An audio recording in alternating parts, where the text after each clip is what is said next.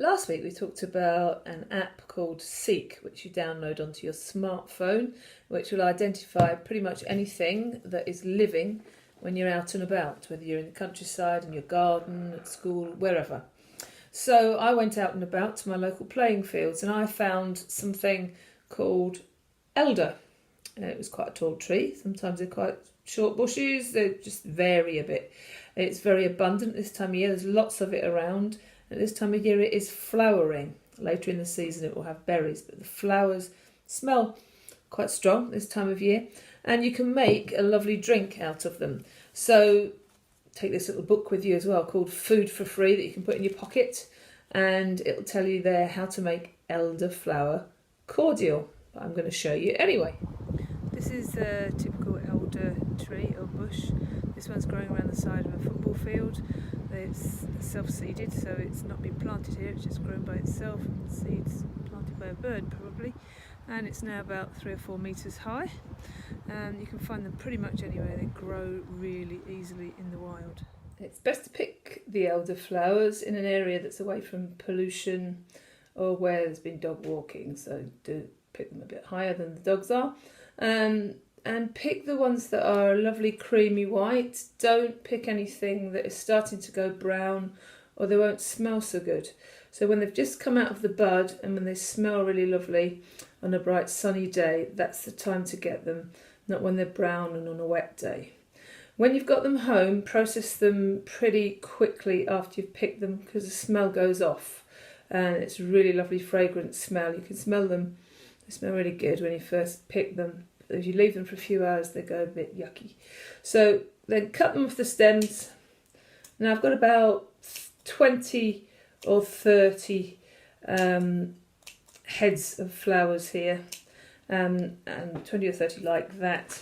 And so it might take you a little while to cut these off, but cut them and put them in quite a large bowl because you're going to need to be filling this up with sugar syrup and lemons that we're going to add in a minute. So you're going to need 1.5 litres of water, 1.5 kilograms of granulated sugar, just normal sugar, 3 large lemons sliced, and 75 grams of citric acid. Now the citric acid powder just stops the drink from fizzing, from fermenting. It's not essential, you don't have to have it, but you can get it from the chemist. But if you can't get any, then don't worry, just keep your cordial in the fridge and it shouldn't fizz anyway. So in the pan I have 1.5 litres of water and 1.5 kilos of sugar. Now that seems like a huge amount of sugar, I know, but when you make the syrup and the drink, you're only going to drink a small amount of it at a time because you're going to dilute it with water or fizzy water when you drink it. So it is a 1-to-1 ratio of sugar to water to make the syrup. This part does have to be done with a grown-up present to help because the sugar solution gets very hot. So you're going to put the pan on the heat and you're going to stir the sugar into the water.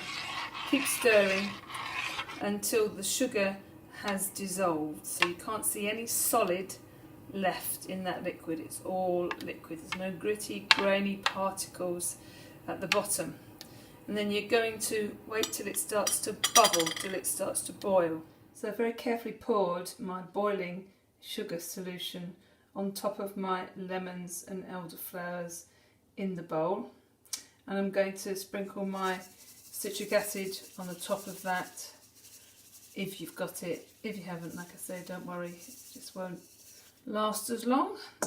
Keep it in the fridge and stir it in very gently. Stir it in, give it a good stir. So there's our elderflowers. Now because the solution is boiling, it will kill any germs in there, and the citric acid will even stop the yeast fermenting, so you've got no worries about there being any germs on your elderflowers because it's killed by the boiling sugar solution and the citric acid.